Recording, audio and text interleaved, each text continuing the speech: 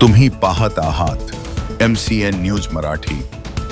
नांदेड जिल्ह्याच्या माहूर तालुक्यातील मच्छिंद्र पारडी दासू नाईक तांडा येथील कर्जबाजारी शेतकरी महिलेने राहत्या घरी सकाळी 5 वाजता विषारी औषध प्राशन करून आत्महत्या केल्याने तालुका परिसरात एकच खळबळ निर्माण झाली आहे।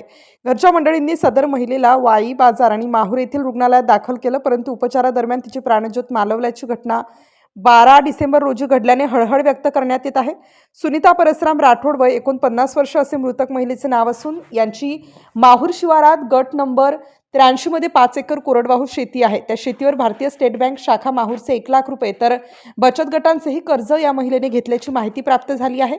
बँक आणि बचत गटाकडून कर्ज वसुलीसाठी मोठ्या प्रमाणात तगादा लावला जात होता। सततची नापिकी आणि डोक्यावर वाढणारा कर्जाचा डोंगर यामुळे खचून गेलेल्या या महिलेने राहत्या घरात विषारी औषध प्राशन करून आपली जीवनयात्रा संपवली।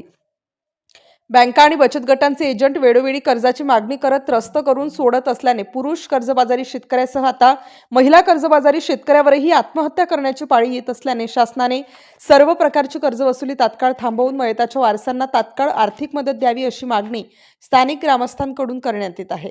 MCN न्यूज मराठीकरिता गोपाल चव्हाण, माहूर।